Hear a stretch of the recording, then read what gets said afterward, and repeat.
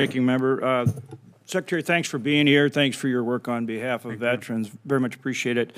I want to pick up on something that Senator Murkowski was talking about, but a little bit different twist on it. But again, about making sure that our great veterans have access to cemeteries and their families have access to cemeteries. And as you're aware, because we've talked about it, in Fargo now we've established a cemetery and just expanded it from 5 to 35 acres.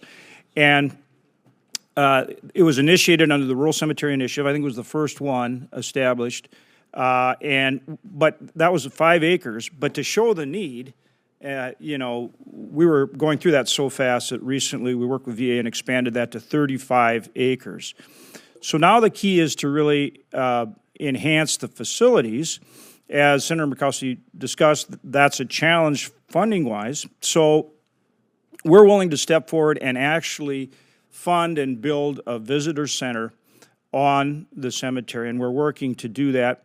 We've worked very closely with Assistant Secretary Matt Quinn, who has really been good to work with. I want to commend him, but I understand he'll be leaving on May 23rd. Yeah. So first I want to really thank him and commend him for the great work he's done, but I want to impress how important it is that we have somebody in that slot who will continue this work with us on a project that is really fantastic for veterans, keeping in mind, it was interesting to listen to Senator Murkowski because the VA National Cemetery, that serves an area you're very familiar with, all of western Minnesota, your home country. Bigger fish are. Yeah, exactly, Great Lakes. Great area, but a lot of folks that need access. It's a long way for them to Minneapolis. All of North Dakota, because this is the only veteran cemetery, federal cemetery we have, and a lot of South Dakota, because they have to go all the way to Spearfish, which is on the very western edge. So this is situated where it will serve a big population, and we're willing to step up and cover the whole cost, in essence, and then donate it. But we obviously have to work through the bureaucratic challenges that go with that. So I really need your commitment, particularly as we're losing Secretary Quinn. Right, and he's done such a great job, the Assistant Secretary, I should say, Matt Quinn. But the new replacement, we're going to need somebody that will work with us, and I need your commitment on that. Yeah, well, first of all, let's not let this go to Quinn's head. I mean, he's fine. Well, he's fine, but Well, he's from Montana, so I mean, we got to be a little. And I was going to commend our leaders on the full VA Authorization Committee too, both Senators Tester and Rand. They've been working with us very closely on that. Yeah. So you've got my commitment on this, and I've made that commitment in private, and I'm happy to make it again here in public. That we're going to make this work, and I think we've demonstrated that through Matt's commitment on this. He's routinely out there meeting with your vets, meeting with local community leaders, and we'll stay on top of it. You got my commitment on that. And you're right about the lakes; they are really awesome. That's some great, beautiful area. Yeah, but you know that when I lay that out for you, because you come from there, that the need is there, and this is important. Yeah. So thank you for that commitment.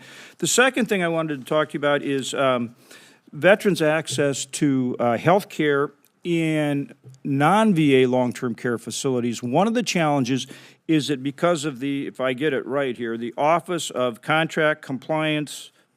Federal Contract Compliance Programs, they don't have a permanent rule that allows these nursing homes to accept VA reimbursement without a separate exam, separate from CMS. Now, I think it was the PAC Act, we provided authorization for the VA to exempt these facilities from OFCCP separate compliance exams if they were meeting the CMS requirements for Medicare and Medicaid, because it just makes sense that they don't go through this duplicate study, which was keeping a huge number of them from accepting veterans on VA coverage. So VA insurance payments to cover their stay.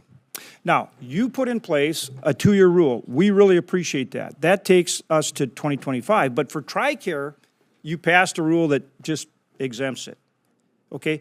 And we need something like that in order to get these nursing homes to change their policy and accept veterans that are on VA reimbursement rather than Medicare or Medicaid.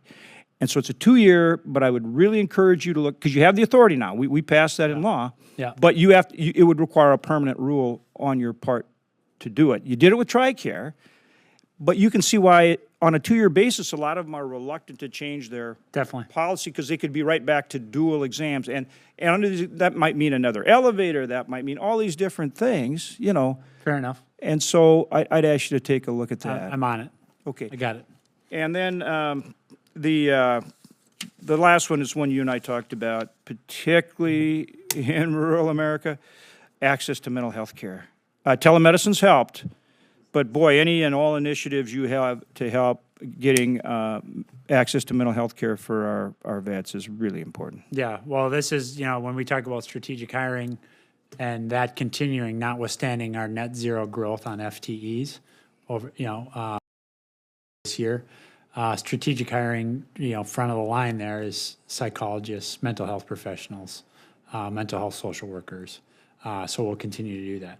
Secondly, you've given us authorities and investments to increase cooperation with tribes and with local communities to make sure that we're investing in them as well.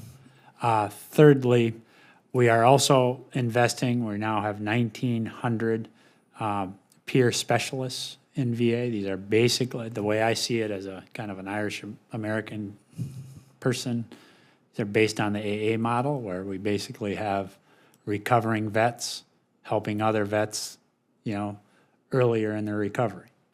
Vets helping vets, and us making those investments in them is a proven help on substance use disorder, a proven help on mental health care. So we're trying to go out every vector there. Big VA, partners on the ground, and then traditional manifestations of mental health care providers. And those will remain our priority because our number one clinical priority is suicide prevention. Right. And we're going to stay on top of this until there's none. Right. Thank you, Secretary. Appreciate it.